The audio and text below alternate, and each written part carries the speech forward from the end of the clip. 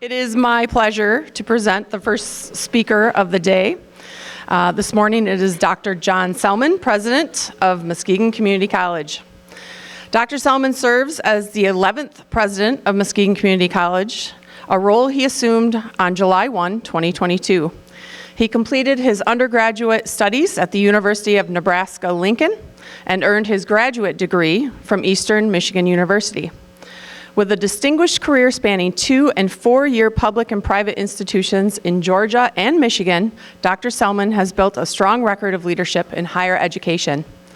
Under his presidency, Muskegon Community College was the only college in Michigan to be named a Leader College of Distinction by Achieving the Dream in March 2026.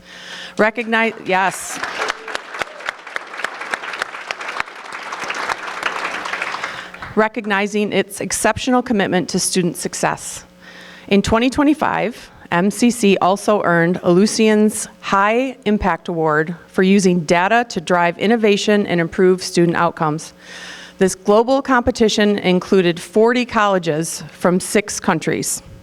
Please welcome Dr. John Selmon.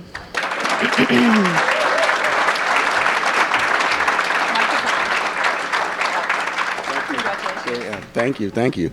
Jerry Conrad, congratulations. All right, good deal there. So, good morning, everyone. God, this looks good. It's a nice looking crowd here. This is really good stuff here. So, Muskegon Community College has been transforming lives in this community for 100 years. It's an amazing institution with some amazing people that are doing some amazing work. And it's an honor to be here this morning, and I love seeing all of the Jayhawk spirit stuff here. Let me step out. Jayhawk spirit, both sides, make sure I do this. But let's get this. I know a lot of you heard me last Thursday, we were at Rotary, so you'll probably hear some repeat information, but just give me some grace and just bear with me for a little bit as we get through this. But anyway, let's get this kicked off with a video highlighting one of our employer partnerships.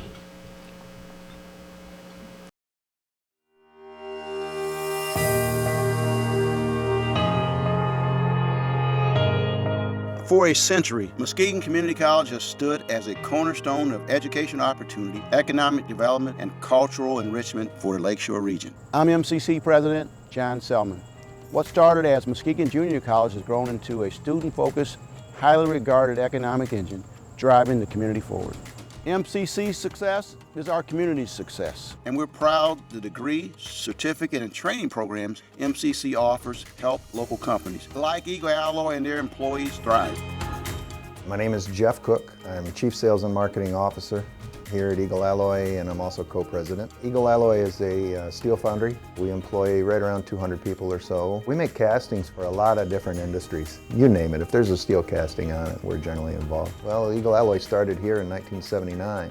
I worked in the foundry for about 5 years, did about every job out there. If something came up in my job description and I didn't have the proper training for it, chances are a class was offered at Muskegon Community College, and I could take that, usually at night. Having MCC right here in town, if they weren't, I don't know where I would have gotten that kind of training.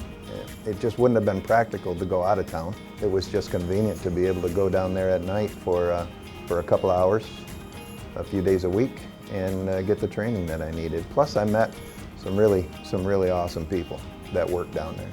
They keep training the people that we need. Congratulations on 100 years. We've had quite a history together. I look forward to the next 100. MCC stands ready to shape the next generation with the same spirit that guided it from the very beginning. From all of us at MCC, thank you for your support, and go Jayhawks.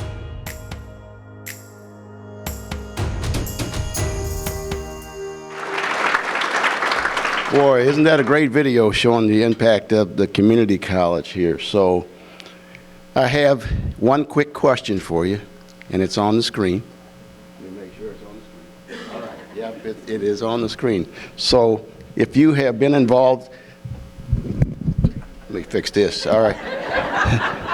All right, they already answered my question. All this is great stuff. So if you're someone you know attending Muskegon Community College, raise your hand. All right, good. Whoa, it's a lot of folks, like it was last week. So we really appreciate that. And so what I'd like to do is we talk about let's go green, let's go blue. You know, what about this? On 3, if we could hear you say, let's go Jayhawks. There are a lot of Jayhawks in here, so I'm expecting that to be loud. So on 3, if you could help me out. This is where the audience kind of helps me out here a little bit. So anyway, so on 3, 1, 2, 3. Let's go Jayhawks. Oh, wow. That is nice. Our community college for this century and the next. Here's what we're going to cover today. So that it's up there. Yep. And so I won't read it all to you, but really it's about telling you about the college and our story, and you'll see some different people that will present information. So today, not many organizations stay around 100 years without great leadership, which we have at Muskegon Community College. And for us, it starts with our Board of Trustees. And we have several members here this morning, and I'd like to introduce them and just thank them for the important work that they do. And they happen all to be at one table, so this is easy, I hope, to introduce them. So our board chair, Diana Osborne, if you just raise your hand, and trustee Dr.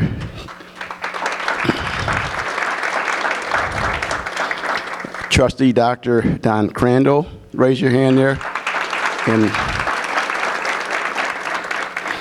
And Trustee Aslan Scott, will you raise your hand? All right. And these individuals volunteer their time, right, and provide oversight for this important work that we do here at this college. So another thing is that at this institution, our biggest responsibility, maybe go back, yeah, our biggest responsibility is to help students succeed. And we do whatever we can to remove barriers so that our students are successful. And we really want to focus on eliminating these basic needs and securities that our students have so that when they come to the campus, they can be free to focus on learning. So, but before we share some history about the college, we wanted to remind you about who we are. And one of the things, Michigan has 31 community and tribal colleges serving about 296,000 students a year. And of that, Muskegon Community College serves about 5,500 in terms of our annual head count. And we have 75 degrees and certificates and 600 graduates annually, with 60 of them becoming RNs. And so we wanted to share that information there. We're proud of that information and those statistics. So next. Okay, so there's an unprecedented amount of support for adult learners, and you'll see we have a number of different targeted student categories, and we're just leveraging every possible way we can to make sure that education is affordable and students have access to that education. And it's more affordable than ever.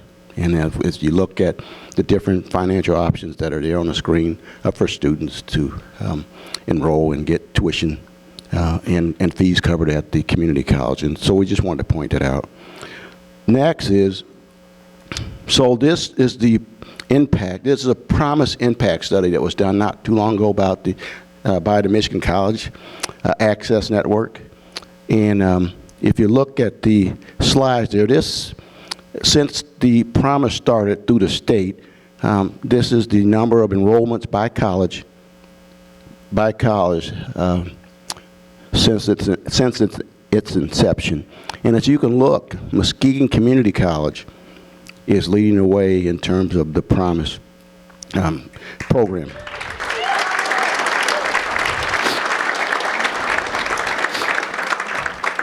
And as you can see, it's the most in Michigan.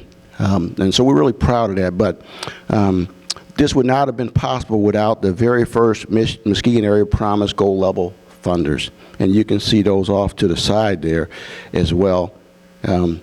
And I think that's important. It's a real powerful statement about this community and what's been done.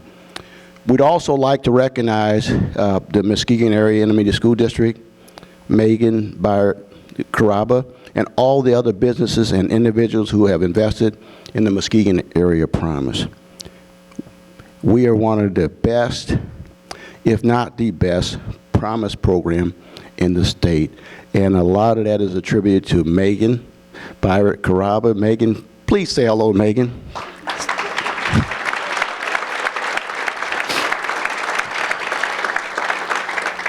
And with the Promise expansion taking effect this fall, there will be many more opportunities for local graduates of the class of 15 and later to take advantage of these awesome opportunities. So thank you, Muskegon Area Promise.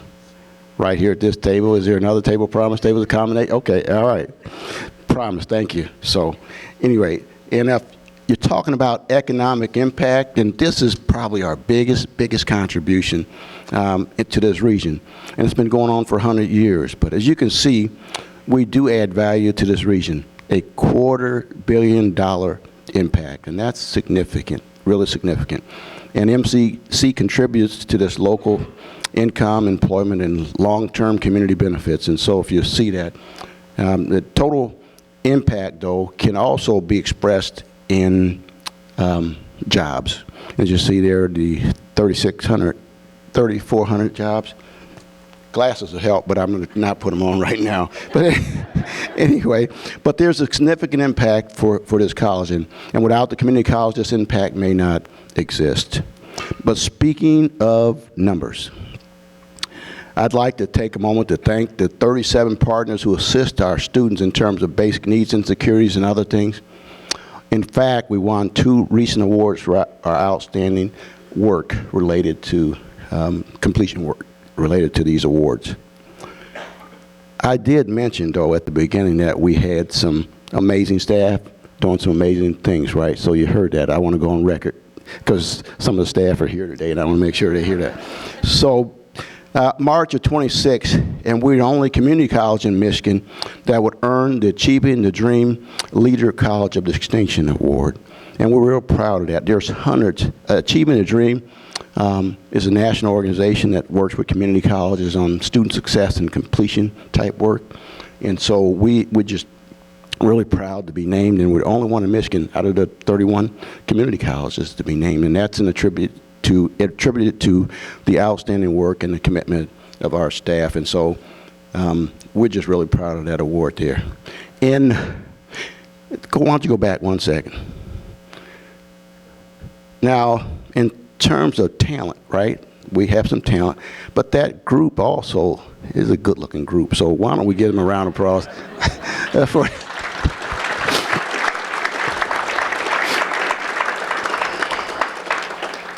and then in 2025, we received the Global Award, and that was mentioned earlier, for our outstanding work that we continue to do with students, supporting students, and improving outcomes. And the last thing I'll say is, for me, it's an honor serving as MCC's president, and a privilege to work closely with some of the best and some of the brightest minds in higher education here in Michigan.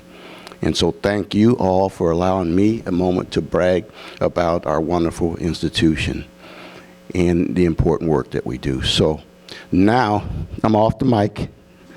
I'd like to introduce Dan Rinsema-Sybenga, our MCC's Dean of Academic Affairs, to continue the program. So thank you. Thanks, Dr. Selmon. And following Dr. Selmon's always tough, and talking about MCC's long and illustrious history is a little bit intimidating as well, but I'm going to give it a try. I'm going to go over a little bit of our facilities over the years so you get an understanding of that, and then Dr. Stephanie Briggs is going to talk about some of the programs that have inhabited those buildings. But first, a trivia question for you. We know it's our centennial, so what year did Muskegon Junior College begin operations in the former Hackley School Board of Education building? Raise your hand if you think it's 1926. Raise your hand if you think it's 34. 47. 65, we got nobody. Well, it's a bit of a trick question. So we actually began in Muskegon High School, the original building that still is there on Southern and Sanford, in 1926. And then after growing for some time, about 8 years, in 1934, we began operations in the Hackley School Board building, which you all know is still there on Hackley Park. So we really got to start with tremendous community support back in the 1920s. The idea of community college was growing across the nation, and Muskegon wanted to be part of it. We were the fourth junior college in Michigan at the time, so that tells you of the 31, we were early to the party. And there was Dr. John Vanderlaan. He really was kind of the impetus behind it. He convinced the Muskegon School Board of Education that this was an innovation we needed to try in the Muskegon area. And you can see here, they brought it to a vote of the people in June of 1926 with overwhelming support. And by that fall, classes had begun in Muskegon High School. So that's an amazing beginning. Right there in 1926, we were called Muskegon Junior College. And over those first 2 years, it was a growing process. So in 1928, we earned an accreditation from the University of Michigan. That kind of just recognized us. We're not chartered by them or anything, but that was a stamp of approval that said, this is a good college, they're providing a good education. And we had our initial graduating class of 28 students. So we continue to celebrate commencement, and those first 28 were right there. As we grew over the 30s and 40s, obviously probably the biggest thing in higher education was the end of World War II and the GI Bill, veterans returning home, and there was tremendous growth across the country of junior colleges. And with that was kind of a change in focus. So in 1951, we changed our name to become Muskegon Community College. Really, community is our middle name, and that's what we've been doing since then. And besides that change in kind of direction and vision, we expanded programs, and it had to expand buildings. So we were at Muskegon High School and at the Board of Education, and over those times we expanded to the Vanderlaan and Wilson buildings, also in the downtown area. And it was a busy downtown at that time, very compact. And I was talking to Chair Osborne right before this meeting. She was a student who had to, between classes, repark, get into her class, and she told me a story of how one time she left her car running, and actually, when she came back, she had to get more gas. So that was some of the problems that our students faced in the early years as we were growing, and that really kind of led the community and MCC to envision what is going to be our future. We need to grow from these early beginnings, and that was really the founding of our new main campus that most of you are familiar with over on Quarter Line and Marquette. This was an amazing idea right by US 31. It's a beautiful campus setting. The architect firm Alden B. Dow was called in and designed just an amazing building that truly has stood the test of time in terms of design and being a beautiful addition to the community. The genesis of that was 1965 construction began. The old tech wing at the back of the building was the first completed project in 1966. The rest of the main building was completed in 67. And in 68, the Frauenthal Art Center, where the Overbrook Theater was completed. And that really was our main campus at the end of the 60s and through the 70s and 80s.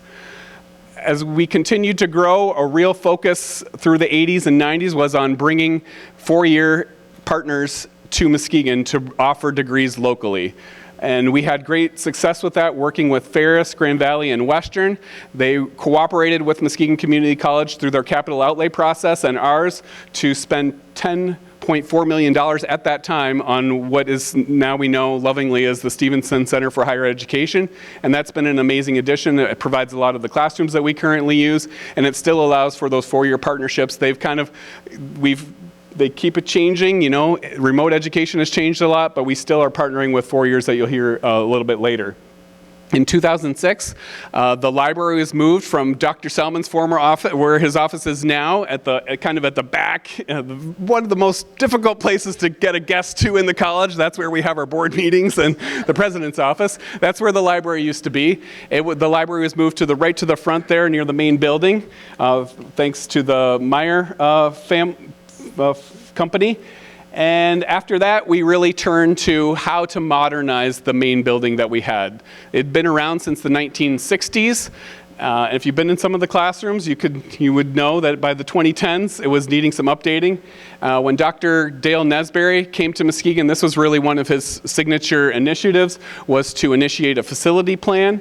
That plan took place in 2010 and identified a lot of projects, but 4 major projects that were asked to go forward to Muskegon County voters. And in 2013, those were passed. $24 million bond was passed by the voters, and 4 projects were begun by the college to really modernize those facilities. The first one was the Life Sciences Center. Our sciences labs were kind of back by the planetarium, really kind of in a lower level. Some old stuffy animals. I remember the first time I walked into those labs, and that was all moved to adjoin the Stevenson Center that you can see right on Coeur d'Alene Road. Big, impressive labs that are much improved. The second project was what became the Sturris Technology Center. That is our downtown kind of flagship. The college told the community, we're going to come downtown. We're not sure with what, but we're coming downtown. And when the voters approved it, we determined that it would be our applied technology programs. And so we began the hunt for a place to locate those, and eventually settled on the old Muskegon Chronicle building that had been vacated. So in 2015, we purchased that. John Rooks owned the adjacent Masonic Temple building at the time. I think it was being used for the temporary bus transfer station as the new Ivory Center was being built. So as that use was winding down, John approached the college and said, I think this would make sense to include in your project, and donated it, which was an amazing gift and one that lives on. Also his 2 friends, Nick and Ashley Zarnicola, donated $2,000, and they formed together the Rooks Zarnicola Entrepreneur Fund, which functions to this day. If you saw any things on social this week about the pitch competition that we held, that's funded by the Rooks Zarnicola Foundation and is engendering business development still today. The Sturris Technology Center opened in 2017 along with the Fab Lab, and it's interesting to note that we had our biggest capital campaign ever to that point, and over $2 million in private donations were raised for the Sturris Technology Center. Rounding out the 4 projects, in 2019, we completed our Health and Wellness Center, the large building that you'll see on Marquette as you're driving by, near the soccer fields and baseball fields. Amazing facility with a weight room, nursing and health simulation labs, a medical assisting lab, a great addition with the help of the millage and the state of Michigan capital outlay. And our arts and music building, that was the old tech wing. So when tech moved to the Sturris Technology Center, arts and music, which have been scattered across the campus, the art was in a pole barn way at the back. If anybody ever took a class there, they will be very happy to look at the pictures on the right that kind of show off as the tech building was renovated. It's amazing with lots of light and beautiful pictures. So a couple of recent projects. We renovated a room at the Sturris Technology Center in 2022 with a STEM lab. This serves students and homeschool students thanks to Consumers Energy. And most recently in 2025, part of the art and music building, there was one room that was white boxed or left unfinished. That was completed, the large ensemble room, thanks to $51,000 in private donations. And the bottom right picture shows an event being held in that room now. So an amazing timeline of facilities. Right now, I'm going to introduce Stephanie Briggs, who is going to go through some of the programs that have inhabited those buildings.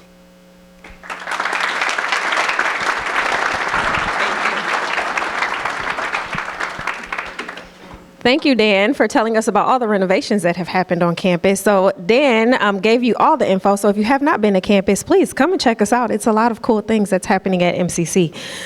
So like Dan mentioned, I am Stephanie Briggs. I am the Associate Dean of Workforce and Talent Development, and I am going to give you some information about our program histories. And so since our founding, MCC has really remained deeply committed to meeting the needs of our community, and not just through access and education, but also through our evolution of our academic programs.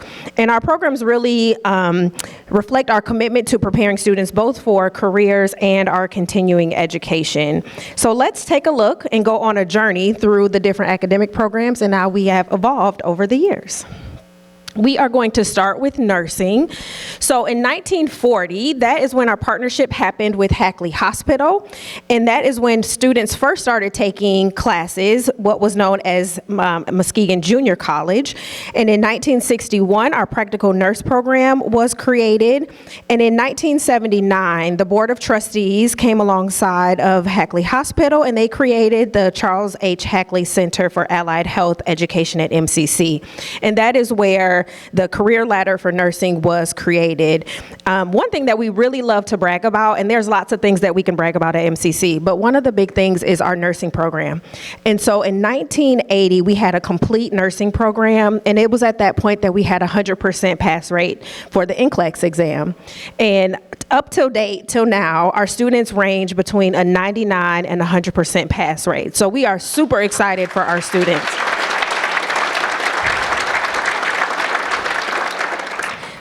All right, so we are going to go on to the business area. If you look at that picture on the screen, that is a picture from the 1930 catalog year, and that is where one of the original business programs was listed.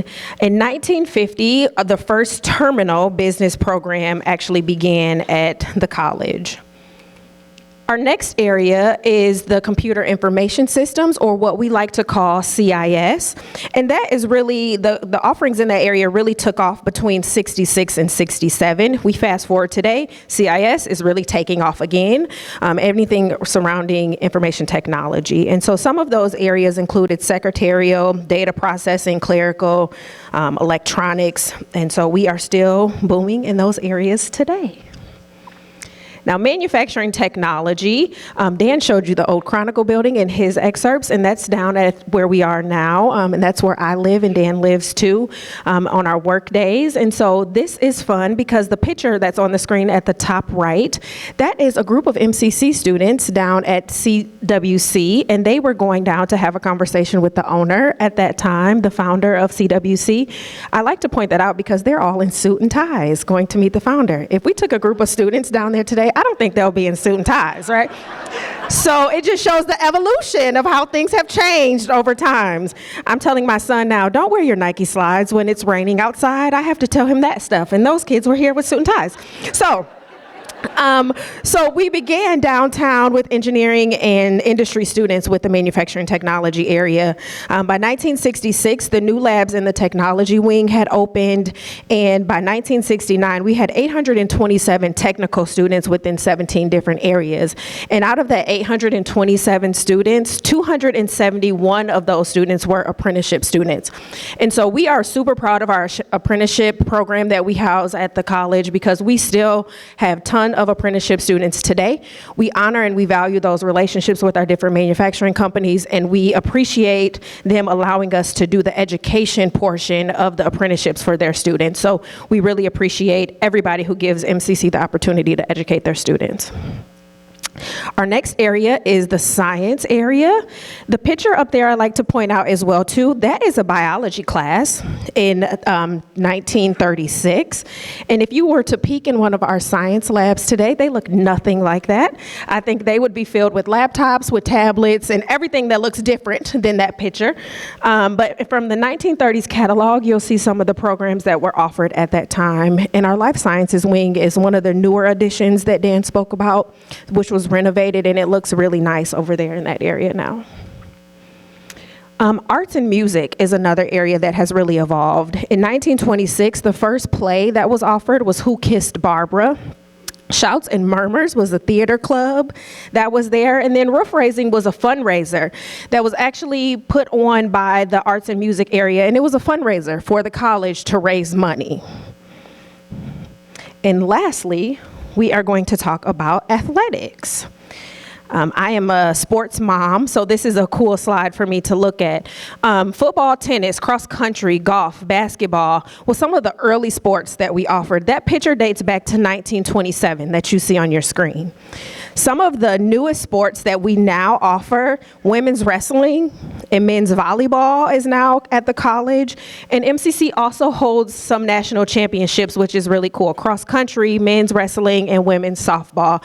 Our athletic programs are top tier. We offer scholarships for some of our athletic programs as well too. And so now you guys have seen some of the program histories at Muskegon Community College, and we're always evolving and trying to meet the needs of our community. And so I'm going to now bring up Dr. Tucker Brown, the Provost and Chief Student Services Officer at MCC, and he's going to talk about MCC's present.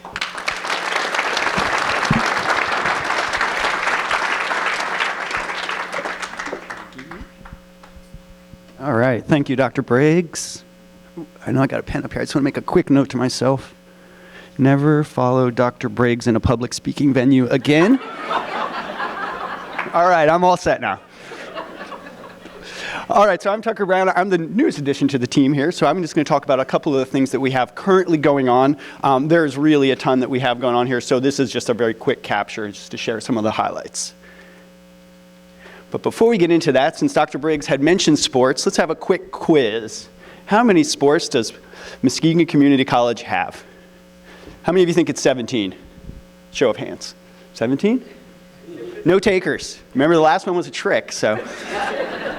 How about 18? 18 sports. 19? Okay, we got one taker, a couple of takers on 18. 19. Seen some hands going up over here. And how about 20? Where are we at with 20? All right. All right, so it looks like the majority is 20. Oh, trick question.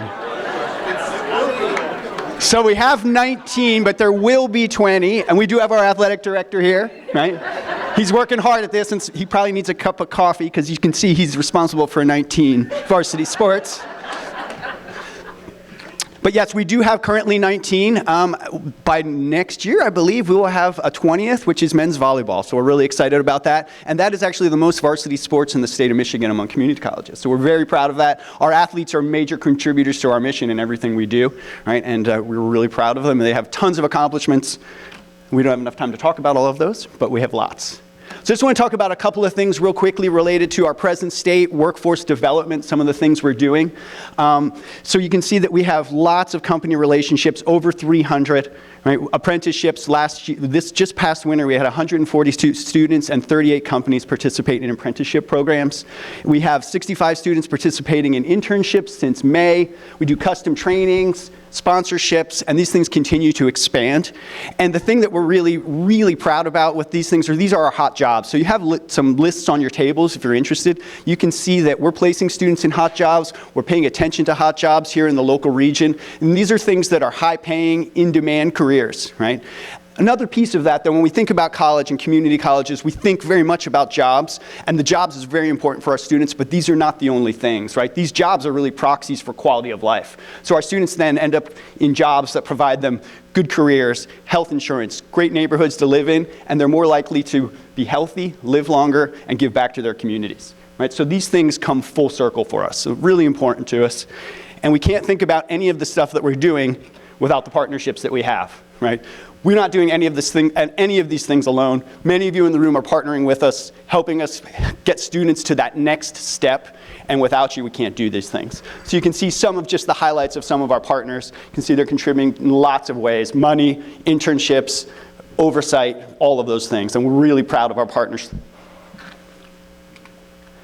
And then we have just awesome people. At the end of the day, the institution is well beyond just our programs, right? It's really about the people. The people make the institution. We have 14 full-time faculty who hold doctorates currently. We're adding another handful again in the fall, so we continue to recruit the top faculty in the country. And it's very competitive. We have lots of applicants for all of our positions and lots of disappointed faces when they don't get those jobs. So we know that they're really coming to us and want to be here. And then you can see some of the other stuff we're doing. We are very much in step with what's going on in industry. We have well-credentialed faculty who are experts in their fields. And a couple of new programs on the horizon as well. So we're infusing AI across our curriculum, not just in our computer science courses, but through all of the courses, because we know these are durable skills that students are going to need when they get on the job market. And it's continuing to evolve, so we're trying to stay in step with those conversations. And we do now have our first data science certificate, as well as an AI course, specifically AI user course, that's featured within that certificate. So we're looking forward to all of you enrolling for that certificate. And we do lots of other stuff too. So, you know, for many of our students, they haven't left Michigan. Some of them we find haven't left Muskegon County, right? So we see it to be vital for them to get experiences beyond their current situations. And so we do lots of things with experiential learning, right? We're taking students to Chicago, Detroit, Gettysburg. Most recently, we had our geography professor take students to Smoky Mountain National Park. That was over spring break. Excellent experience for the students. And some of the most formative things that we hear from students were, well, I rode in a van for 15 hours, right? Not the 14,000-foot peak, right? So I rode in a van with these other folks for 15 hours, right? That's a formative experience. All right, well, it is my pleasure. Thank you for your time. I will now turn it over to Ms. Kristin Tank.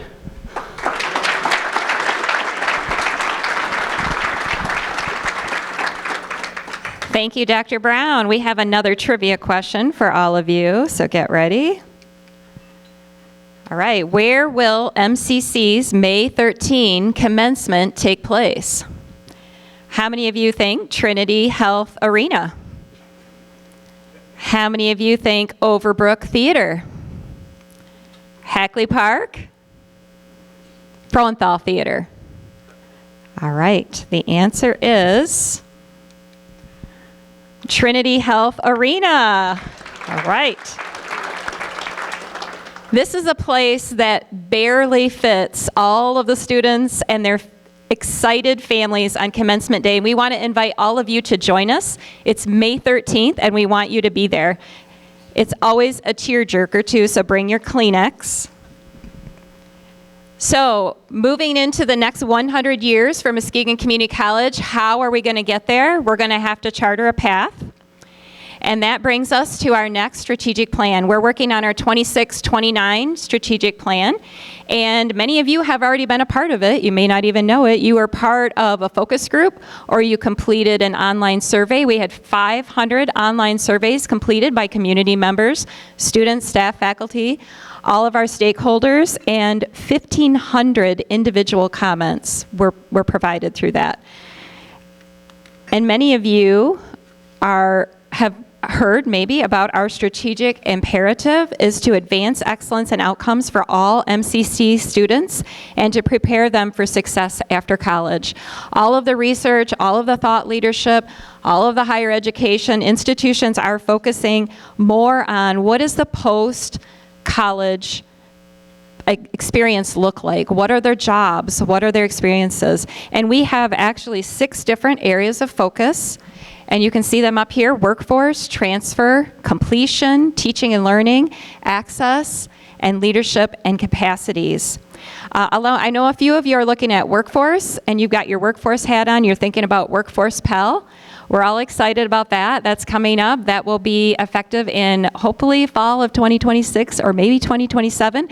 We're still waiting for a few of those details to be worked out, but we're excited about that.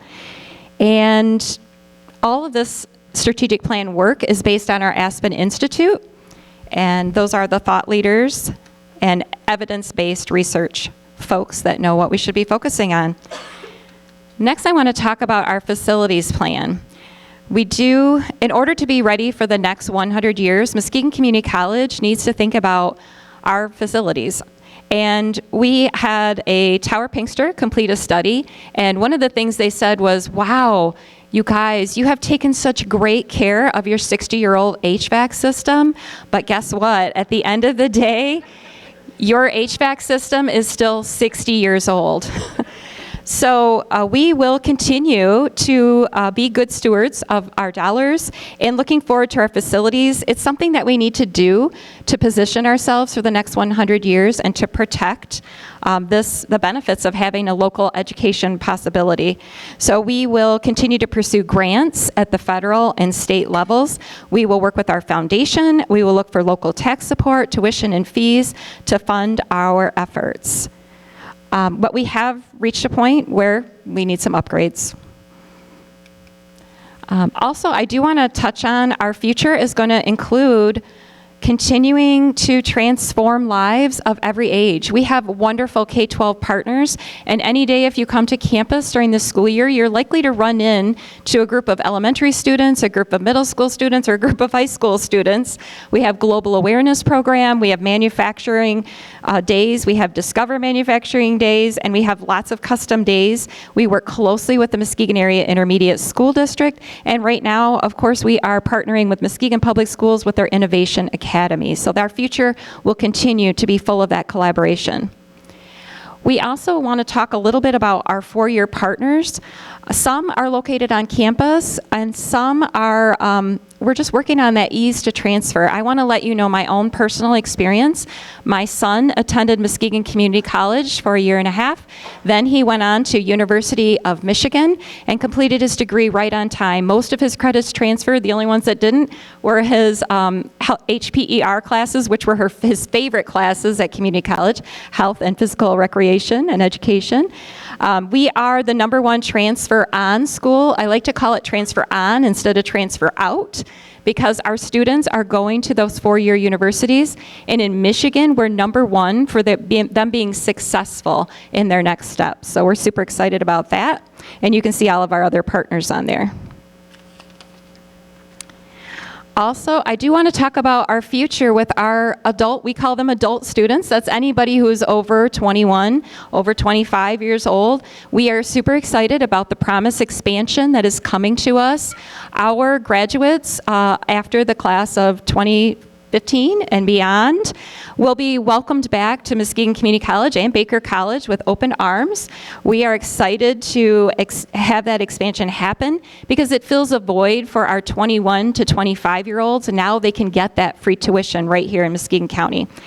Reconnect our 25-plus-year-old students who have free tuition. That's always exciting for us. And for all of you, here's a secret. Your employees can get free tuition if they live in Muskegon County, or half off tuition if they live outside of the county, and you can make it look like an employer benefit. You know, we want to support you. We want to get you motivated, excited, skilled up, and moving on. Oh, I'm sorry. One last thing. I do want to mention that we have some coaches in place now. We have Promise coaches in place, and we have coaches for our 25-plus students, and those students are coming back to school. And I know I would shudder at the fact of going back to college and starting that again. It's kind of a rough start, and so we have coaches in place that can help our students get ready and get set and actually be successful. And then lastly, I want to invite you all to celebrate with us. We have been having a great party all year long. It started on the Aqua Star. It's going to wrap up at the Delta right here, or right next door in the Convention Center.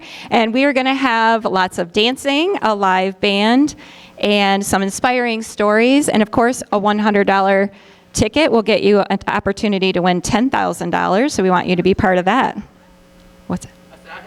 Oh, and she has tickets. Sue has tickets. All right. Finally, I want to thank you for being partners with us. MCC would not be 100 years old without all of you here in this room. It's really an amazing accomplishment, and all of you are part of our past, our present, and our future, and we want to move forward with you. And I'd like you all to take out your phones. Everybody find your cell phone. I know you've had it tucked away. Pull it out. Point it at the screen. Click on that QR code and connect with us. All you have to do is pop in your name, your email, and then connect with us. Tell us what you want to do with us. We're going to have some yard signs at both doors. 2 doors that you can grab on your way out. Put a yard sign up at your business. Put it up at your home. You can train your employees with us. There's all different opportunities on that QR code. And then to close out our time today, we want to share one final video with you. And we are super excited. John Mills created this video for us. It's absolutely beautiful, and it promotes the city of Muskegon and our beautiful area. It's already in you. The talent. The grit, the spark that's been waiting for a reason, a season, or maybe just a chance. Here, you don't have to have it all figured out. You just have to bring it out. Because this is where discovery happens. In the classroom, in the shop, in the quiet moment when you realize you can do something you didn't think you could. This is Muskegon Community College, where learning is real, work is all hands on deck, and futures are built one moment and skill at a time. Come here to start a career or to start over, to find a trade, a purpose, a path, or a passion. Whatever it is, it starts by bringing out what's already inside. Because when you bring out your best, you lift more than yourself. You lift your family. You lift this community. You change what's possible, anywhere and everywhere. Bring it out and watch it grow.